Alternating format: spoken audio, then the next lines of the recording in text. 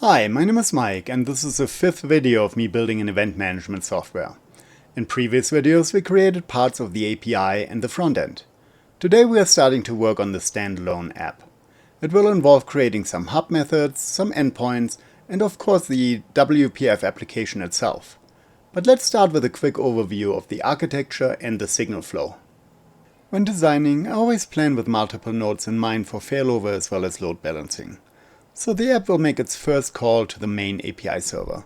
If the app has not been registered before, it will get a PIN that the user can use to identify the client and pair it with the event. Once paired, it will receive several necessary IDs as well as the server URL to connect to. All communication will happen in real time, so as soon as you enter the PIN, it will register the client in the system and will switch over to the new event server. All of this needs to happen seamlessly. Let's get started with a new table in the database. I'm creating a table called devices that will hold all the device information from every event in the system, online or not. So besides the ID and GeoID fields, I also need to pull in the account ID and event ID. The PIN will serve as a tool to register the device and log it to the event. Versioning is important, so the client will be forced to upgrade to stay in sync with the server. As always, I'm indexing every field I think will end up with a where clause in a query. In the API, I first create a matching entity device with the same fields, decorate them, and finally add the class to my read and write contexts in the data context file. With the data structure in place, I can focus on the socket hub, which will take on most, if not all, of the communication between the standalone app and the API. I inject read and write contexts as dependency here, as I'll need those shortly. The send announcement method from previous videos will eventually be deleted. No need to have a method that sends information to all clients ever. Even in a chat app, you would limit information to a group of clients. I'm creating a region here for devices to keep things organized. The method deviceInit will handle the first as well as subsequent negotiations from the app. It will take the GeoID and version as parameters, which I'll add to my app settings file. So first I check to see if the client meets the minimum version the server needs. Copilot tries to predict what I'm trying to do, but it's not always right on.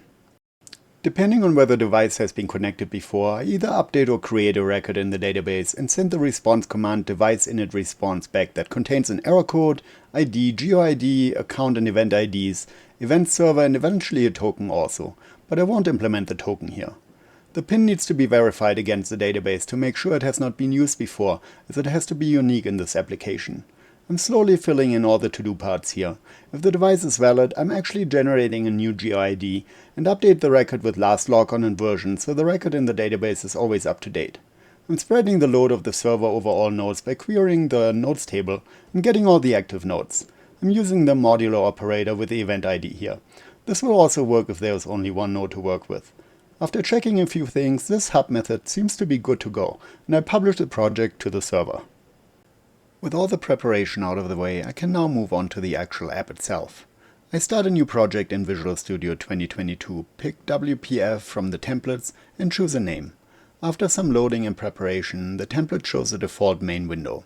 I go into the NuGet packages and install SignalR and Message Pack right away.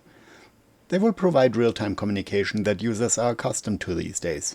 Message Pack is a protocol that is a little bit more efficient, so I'm making use of these performance gains. I'm adding a new window to the project here called Splash.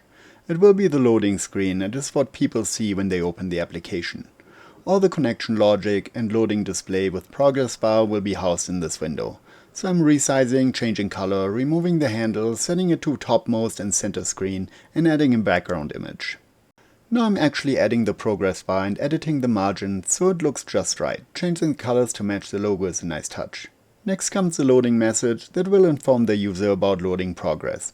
I'm setting the margins and font size here respectively. The last thing I'm adding here to the screen is a button to close out this application.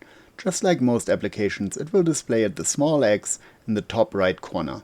And with that, the styling of our splash screen is done. In the code behind, I'm creating two methods. Unloaded will be called once the splash screen appears. setProgress will set the values of the progress bar and text field, so it's easy for me to update the user with the current progress. I'm using the dispatcher here because the background process might actually call this UI thread. In the onloaded method, I'm creating some dummy progress with task delays to test out this functionality. Next, I'm moving over to the code behind file of the app. Here I'm defining some variables like version and API URL that I'll definitely need, and I want this in one place so it's easy to change later.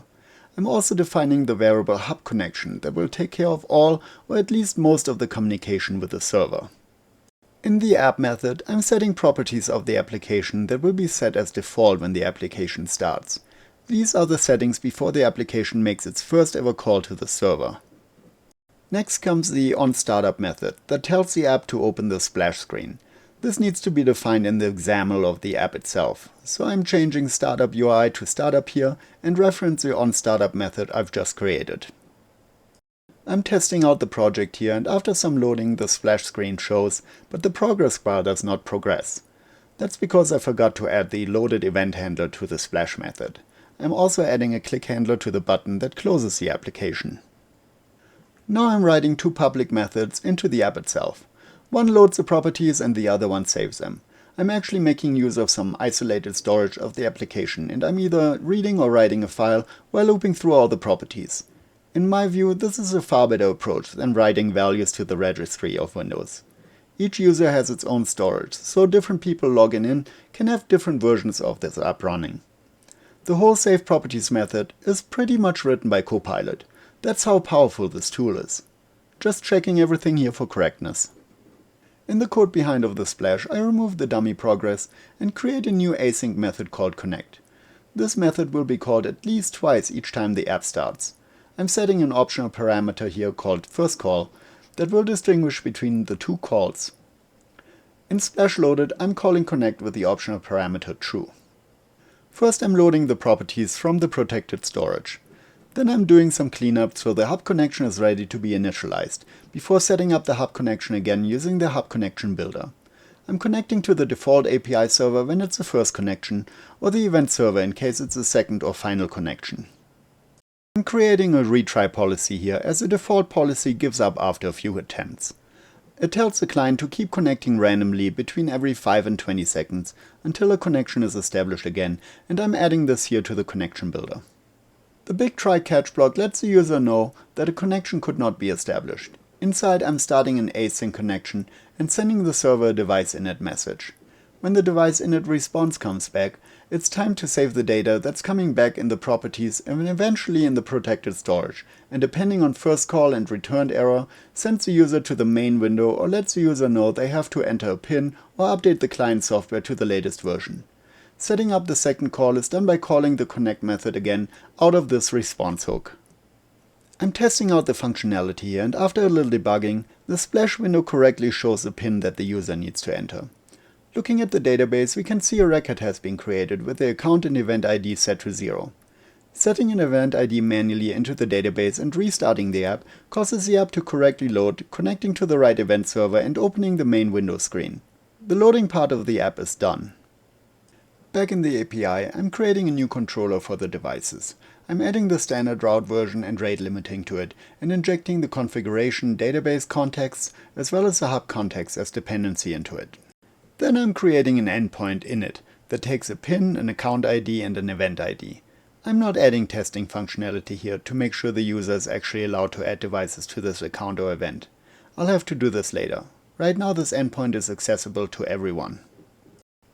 First I see if there's actually a record with the correct PIN that's enabled and not deleted. In the socket hub I make sure each device is added to a group called device with a corresponding ID.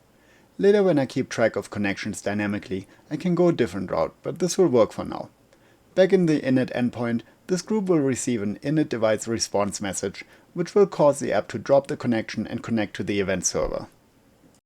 I test out this functionality and it doesn't work right away. I had forgotten to actually change the database field, so the account and event ID stayed 0. After making the necessary changes and publishing the project again, it works. Here you can see Swagger with the application side by side. As soon as I enter the PIN, the app gets a message to reset the connection and opens up the main window. That's the power of real-time communication. At this point we have an API that takes calls, we have a front end that handles user input, and now we have an app that can act as interface to printers, displays, cameras, scanners, and a host of other devices. In the next video we'll go back to the front end and add some routes to expand on our event management system. Thanks for watching.